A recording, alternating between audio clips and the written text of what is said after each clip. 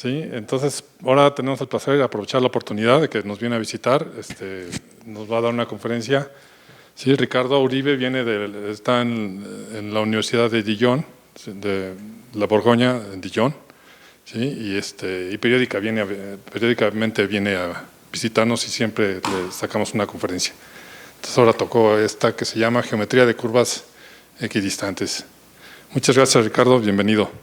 Gracias a ustedes. Pues bueno, el título habla sobre curvas equidistantes y esencialmente voy a hablar de eso, pero las ideas, los resultados, los métodos, las construcciones, todas funcionan en cualquier dimensión de un espacio euclidiano. Entonces voy a considerar curvas, comienzo con curvas en el plano, pero bueno, entonces repito, expongo en términos de curvas porque es el caso más simple, más fácil de dibujar, pero todas las construcciones funcionan en cualquier dimensión. Y luego esto como es al revés. ¿Sí? ¿Cómo funciona esta madre? ¿Así?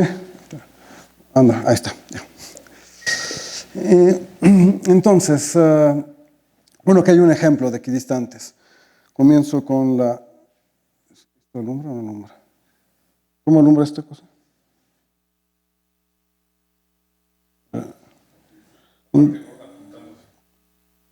Ahí está, ya, sí funciona.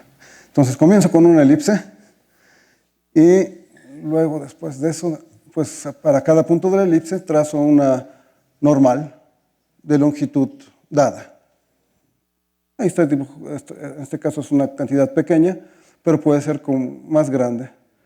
Y por ejemplo, con esta pequeña tengo ya una equidistante luego para cada punto, entonces cada punto es trasladado a lo largo de la normal a la elipse una misma distancia.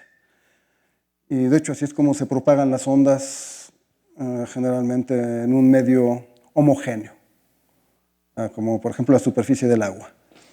Y en muchas otras situaciones así se propagan las ondas, como curvas equidistantes o superficies equidistantes. Entonces, bueno, sigo. Esta es una primera equidistante, pero puedo seguir más adelante y uno observa que aparecen singularidades muy pronto. Y esas singularidades, pues, son inevitables. Eso es algo, aunque uno comience con la curva más lisa, a excepción de la recta, porque la traslación de la recta es otra recta. Si no tenemos que sea una recta, en ese caso, las singularidades son inevitables. Pero bueno, yo voy a estar considerando en general objetos genéricos, curvas no tan simétricas. Aquí, aunque es muy simétrica la elipse, ya aparecen singularidades, pero voy a tratar de considerar el tipo de objetos que aparecen en la naturaleza, que es un poco el objeto de tratar de describir esas equidistantes, para describir la propagación de ondas, entre otras cosas. Bueno, entonces aquí están separadamente diferentes pasos de la equidistante. Y bueno, aquí las dibujé todas juntas en rojo. Y vemos, bueno, comenzamos con esta roja, luego las que había mostrado antes, luego aparece esta que parece un asteroide. Y luego, bueno, se sigue propagando y al final desaparecen las singularidades. Como que volteamos la elipse. Estaba como, digamos que las normales estaban apuntando hacia adentro, fui siguiendo la dirección, se llama de coorientación, una de las dos direcciones normales, coorienta la elipse, entonces estaba coorientada hacia adentro, estaba contrayéndose, y al final termina expandiéndose, y sin singularidades. Ninguna de las curvas equidistantes es una elipse. Son curvas de grado diferente de 2. Creo que son de grado 6. Ya no me acuerdo, alguna vez lo hice. Y bueno, entonces tenemos esta observación, que hay muchas cosas que se relacionan. Si ven las singularidades de los diferentes curvas equidistantes, van recorriendo una curva, que es esta curva que también se parece a un asteroide. Esa curva negra. Y esa curva negra, que se le llama cáustica o se le llama evoluta también, la puedo también ver como la envolvente de las rectas normales a la curva inicial. De hecho, todas las curvas equidistantes tienen el mismo sistema de normales. Entonces, podría yo haber empezado con cualquiera de las curvas rojas y tomar todas sus normales. El sistema de normales no depende de la curva con la que empecé. Entonces, el sistema de normales está bien determinado de que doy una de las equidistantes. Eso determina todas las otras. Y entonces, la cáustica, que son las singularidades de los diferentes equidistantes, también está determinada solamente por el sistema de normales y es la envolvente de ese sistema de normales. Que, bueno, se le llama cáustica, que viene del término de que es un lugar donde estaría muy caliente, donde quema. El término viene de óptica. Si uno considera una de las elipses cualquiera, bueno, una de las equidistantes como una fuente de luz, los rayos que cuentan más son los rayos de luz, son los rayos ortogonales a la curva. Y uno puede ver este tipo de singularidades o de curvas muy frecuentemente, nada más hay que estar un poco observador. Pero en el fondo de una alberca uno ve que se mueven un montón de luces al fondo. Y bueno, porque la superficie está cambiando todo el tiempo, la superficie de la alberca. Pero si estuviera fija, veríamos muchas curvas así con singularidades de ese tipo, que son cáusticas. Son envolventes de rayos normales. Bueno, aquí lo que acabo de dibujar es la unión de las diferentes equidistantes de la elipse, pero considerando en el espacio-tiempo. Digamos, antes, si lo ven aquí, se van desplazando, pero el tiempo va pasando. Entonces, si considero que se desplazan a velocidad 1, para cada curva equidistante la elevo a la distancia del tiempo que tomó el desplazamiento. Entonces, bueno, si ustedes ven, pues comienzo con la elipse, luego viene algo que se parece a la elipse, luego aparecen las singularidades, pero va subiendo la curva. Y eso es lo que tengo yo aquí. Comienzo con la elipse, luego la siguiente, aparecen las singularidades. Es la misma familia, pero en el espacio-tiempo. Y eso se le llama el gran frente, que es lo que representa todas las curvas equidistantes, que también se le llaman frentes de onda. Como si una curva de ellas es un frente de onda inicial, todas las equidistantes también reciben el nombre de frentes de onda. Y esto, lo que tengo aquí, es como un frente de onda, pero en dimensión más grande. Que es la unión de todos los frentes de onda en el espacio-tiempo. Este es uno de los objetos que me va a interesar describir, porque si tengo este objeto, tengo todas las equidistantes. Y no solo eso. Si ven en este objeto hay líneas donde la superficie es singular. Esas líneas donde la superficie es singular se proyectan sobre la cáustica. Entonces, toda la información está contenida en esta superficie. Bueno, este es un dibujo de lo que pasa. Normalmente, local, es un dibujo local. Generalmente si tenemos un frente de onda, o hay dos singularidades que se van a juntar, van a desaparecer, y luego el frente ya no es singular, como vieron en varias partes para la elipse. Y aquí en el espacio-tiempo uniría yo esta con esta para obtener el gran frente. Bueno, ahora paso a una función. Una función que es muy útil para la descripción de la propagación de las equidistantes. En toda dimensión, pero bueno, yo la describo en el caso del plano. Y es una función muy simple. Nada más que tiene aquí una restricción, que ahorita vamos a ver cuál es la restricción, pero la función en sí misma es muy simple. Si esta es nuestra curva, considero un punto que le llamo el origen, no importa cuál, cualquier punto del plano le llamo el origen, pero lo fijo. Y considero el círculo unitario con centro en ese punto O. Entonces la función que definimos es simplemente, para cada punto de la curva la considero también coorientada, como en el caso de las elipses. Y entonces voy a definir la distancia algebraica, es decir, tomando en cuenta la coorientación, de la recta tangente en el punto que me interesa al origen. Es simplemente esta distancia. Esta distancia es del origen a la recta tangente. Y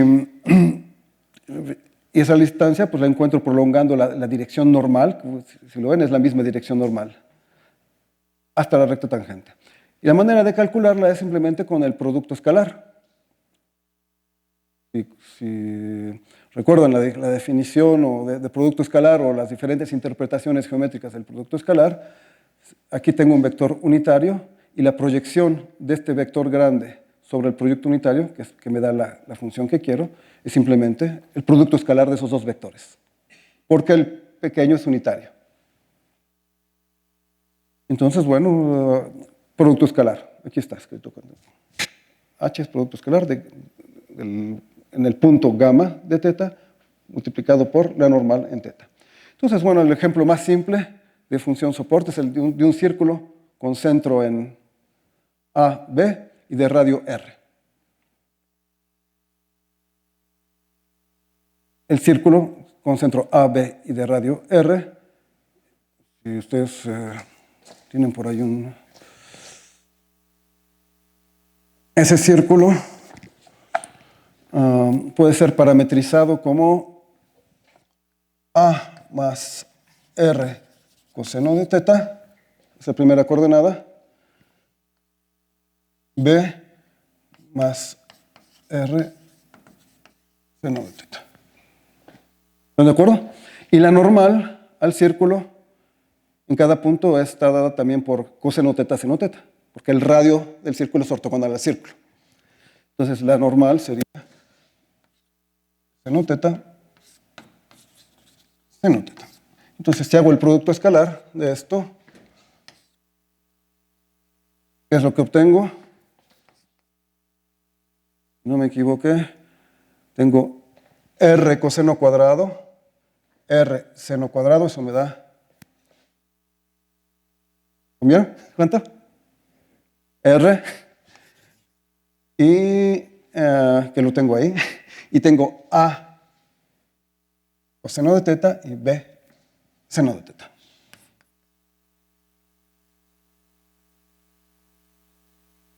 Seno de teta, que es una función. En general, bueno, la función soporte es una función definida sobre el círculo. Y bueno, aquí tenemos ese cálculo, que es muy simple. Y si aumento, fíjense que si cambio R, sigo teniendo la función soporte para el círculo del mismo centro, pero con el R correspondiente.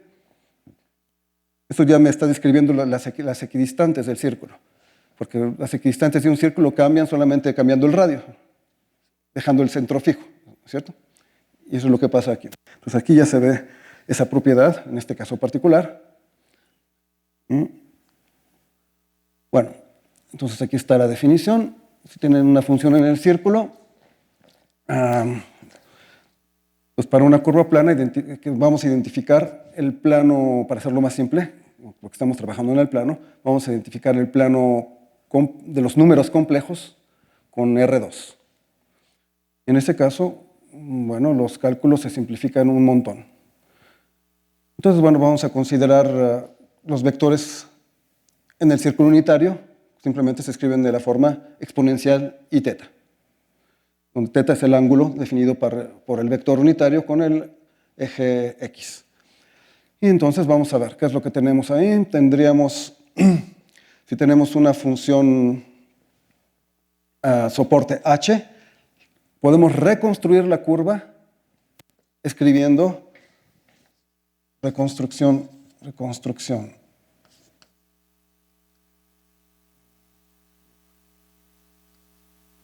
de la curva a partir de la función soporte de H. Entonces, ¿qué es lo que tenemos? Escribimos gamma de teta igual a eso. H de teta más y H prima de teta y todo eso multiplicado por E y teta. Bueno, se puede verificar en el caso del círculo y obtenemos la parametrización del círculo original.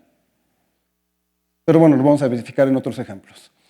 Entonces, el ejemplo siguiente es la astroide. ¿Ustedes conocen la astroide? ¿Saben lo que es la astroide? ¿O no? ¿Nunca la han visto?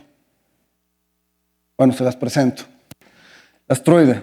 Primero, les voy a dar la parametrización ordinaria. Astroide. Astroide estándar. Se parametriza así. A teta le asignamos coseno de teta menos seno de teta más, bueno, menos coseno de 3 teta seno de 3 teta. Bueno, lo separé para facilitarme la vida. Pero, o sea, sería la primera componente coseno de teta menos coseno de 3 teta, y la segunda componente sería menos seno de teta menos seno de 3 teta. Si no me equivoqué, me falta algo. Sí, me falta algo. Aquí hay un 3.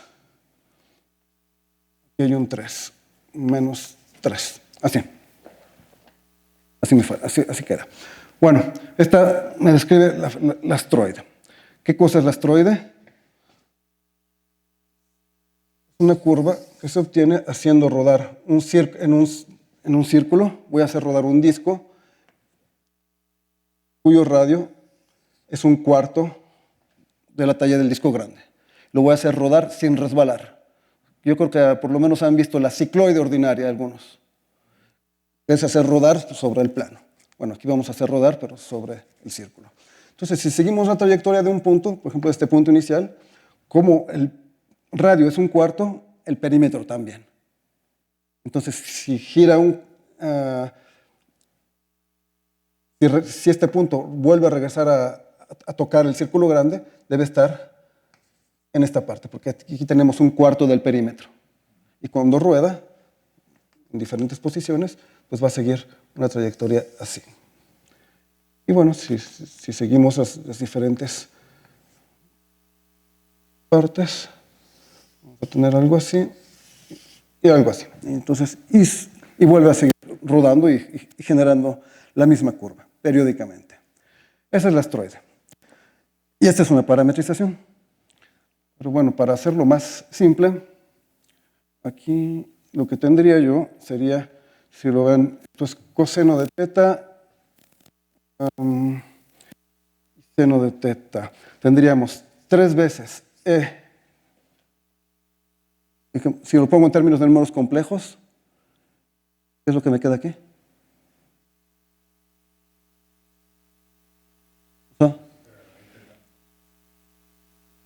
A las menos I, a menos I teta, simplemente. Lo que tengo aquí es cosenos teta, sino teta. Nada más a la menos I teta, y porque hay un menos aquí, que es el conjugado complejo, ¿no? Entonces ponemos un menos acá. Menos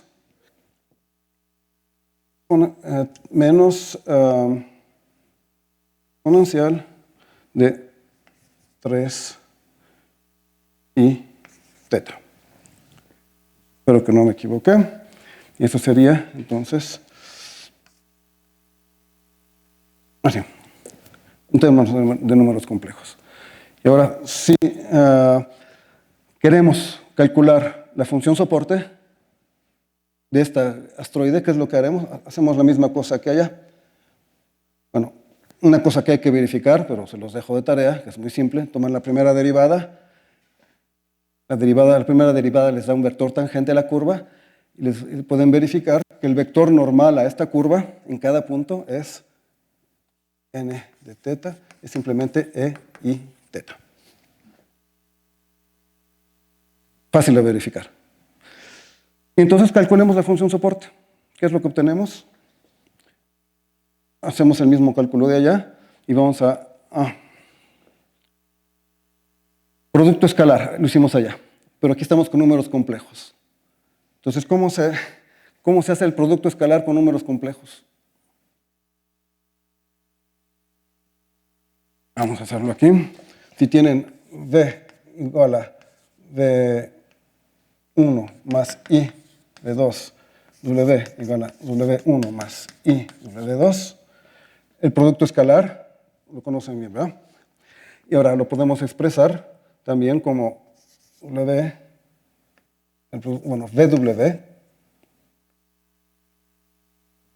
voy a escribir así, producto escalar de BW es igual simplemente a esto, y tomo la parte real. Tomo la parte real, voy a tener D1, W1, menos esto, pero menos V2, W2, pero como tomé el conjugado, voy a tener un más. Entonces, esto es el producto escalar. En términos de números complejos resulta muy fácil. Multiplico un número, el conjugado, y tomo la parte real. Entonces hagamos lo mismo con esto. Multipliquemos esto con esto. Entonces, ¿cuál es el conjugado de este? ¿Qué hay que hacer?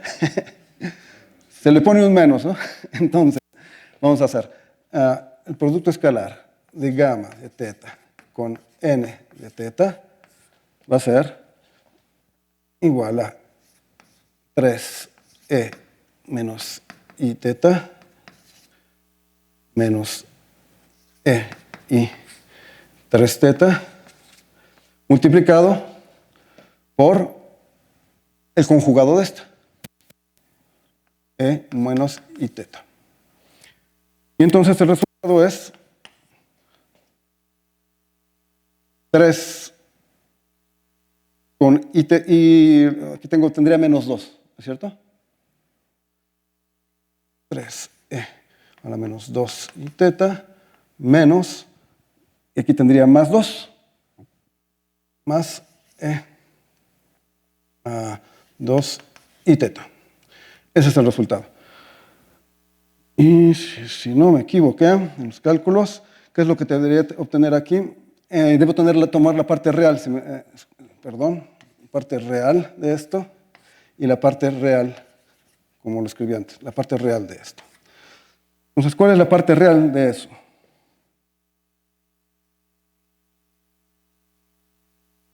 Aquí la parte real de esta parte es coseno de 2 teta, o de menos 2 teta, pero como es par, y la parte real de este es también coseno de 2 teta. Entonces sería 3 menos 1, sería 2 veces coseno de 2 teta. Entonces 2 veces coseno de 2 teta. Y bueno, entonces comienzo con esta función, reobtengo la astroide. Entonces esta es la función soporte del astroide. Y bueno, como ven, la función es muy simple y los cálculos son muy simples en términos de números complejos. Y bueno, una propiedad simplemente por la definición de la función soporte. ¿Dónde está la definición? La pusimos antes. Si a la función soporte yo le agrego un... ¿Dónde está? Aquí. No, aquí. Si a la función soporte yo le agrego una constante, lo que estoy agregándole es un múltiplo de la normal, ¿verdad? A la curva. Eso quiere decir que simplemente desplacé mi curva a una distancia igual constante, que es precisamente las equidistantes.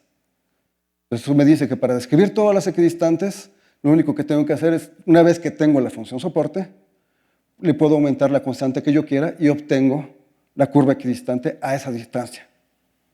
¿Negativa o positiva? Porque está fijada la coorientación de las curvas. Eso es lo que me dice entonces esto. Todo esto es bien viejo, no es la novedad para nada. Bastante clásico. Aquí además una pequeña observación es que para definir esto es importante que la curva con la que comenzamos, por ejemplo el elipse, o aquí la astroide, fíjense, podemos coorientarla. Fíjense que varía de manera continua la coorientación.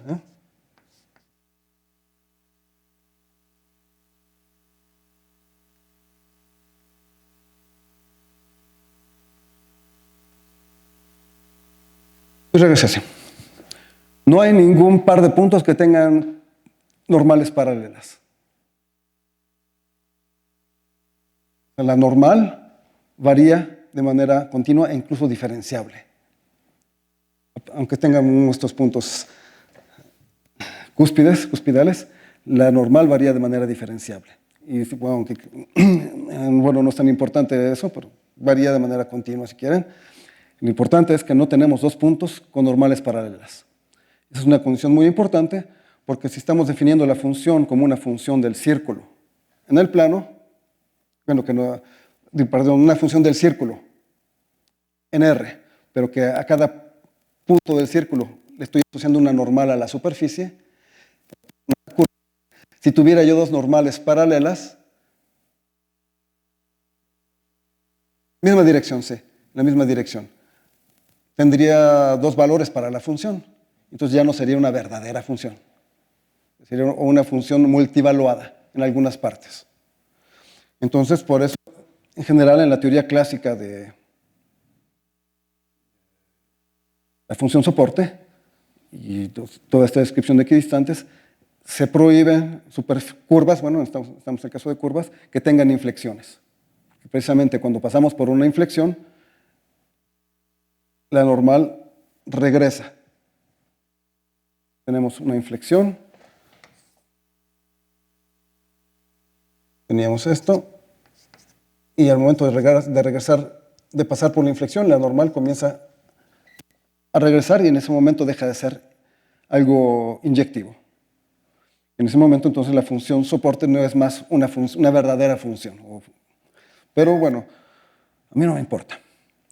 Voy a trabajar con esas cosas y el objetivo, bueno, de esta plática es mostrar que esa teoría clásica de funciones sobre el círculo que describe las curvas que se llaman convexas, es decir, sin inflexiones, o de este tipo que no tiene tampoco inflexiones, o sea, curvas en las que la normal varía de manera diferenciable y continua, se puede extender al caso en que haya inflexiones o al caso en que haya singularidades de muchos tipos. Lo que va a importar, más que la función soporte ella misma, es su gráfica. La función es una función que va del círculo en R.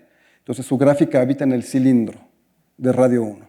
Entonces voy a meter la curva, la gráfica ahí, la voy a considerar en el cilindro de radio 1 metido en R3, y la geometría de esa curva me va a dar toda la información de la curva plana original, pero no importa si la curva plana original tiene inflexiones, se comporta como quiera. Entonces, lo que voy a ver es que finalmente comienzo con estudiar la gráfica y su geometría y después digo, bueno, a mí no me importa que sea la gráfica de una función que vive en el cilindro. Tomo cualquier cosa en el cilindro y de todos modos me describe un montón de cosas en el plano. De hecho, me describe todo lo que yo quiera y sus equidistantes. Entonces, ese es el objetivo de la plática y voy a dar una construcción que asocia a cada curva en el cilindro con singularidades como estas, no importa. Cada curva en el cilindro le asocia una curva en el plano y viceversa. Es una construcción geométrica que utiliza técnicas bien avanzadas del siglo XIX. Sí, no, yo creo que no llega a geometría del siglo XIX, pero que reaparece constantemente en un montón de cosas en la geometría actual. Entonces, en realidad, pues, son técnicas bastante elementales que se pueden dibujar y que nos permiten incluso evitar fórmulas, porque la construcción es totalmente geométrica. Entonces, ese es el objetivo de esta plática.